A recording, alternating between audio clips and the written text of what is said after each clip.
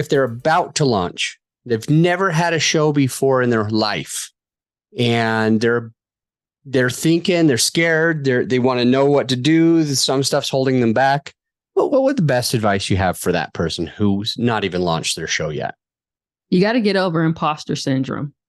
I think many people are afraid of failure, and they kind of psych themselves out and talk themselves like, I'm not good enough yet. And, just as, many of the industry professionals said at the podcast movement, when you're first starting off, it's not going to be as great. It's not going to be as good, but that's how you learn and grow. You don't learn and grow by sitting there thinking about it. You learn and grow by becoming it.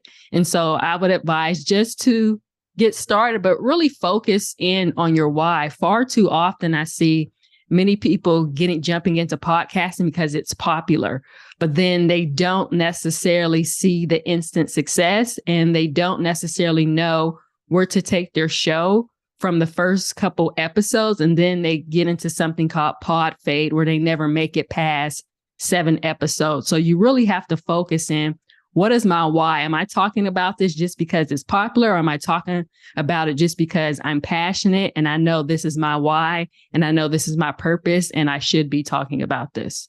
Yeah. And what about, and that was good, by the way. I like that a lot. I like the part where you're talking about how we need to have many of us assume that there's going to be instant success, or we want instant success. We do it because we think it's popular, because we think other people are doing it, but we didn't ever start and begin with the end in mind. I think that it might be Stephen Covey. I think yes, 7 Habits are highly effective. I live by. Yes. Yeah. Begin with the end in mind. Reverse engineer it first and foremost. Yep. All right. So I got another question. If the listener is somebody who has been doing this for a year or two, what would you say to that person? If the listener has been doing this for a year or two? Yeah, I guess I should rephrase the question a little bit better. My listener is a podcaster. So in some cases, they've been doing it for a year or two. So they're kind of still new in the game and kind of still getting their voice. And in other cases, they're about to launch a show. So the first question I ask is, what for the person who's doesn't yet have their podcast, what would you say to them? And I'm now wondering, what would you say to somebody who's had a podcast for a little while, but they still, you still want to be able to support them and give them some value? What would you say to that type of person? Well, I would say to the podcaster just now starting out is to master the habit of consistency. Consistent actions lead to consistent outcomes. That's what I would say to the beginning podcaster.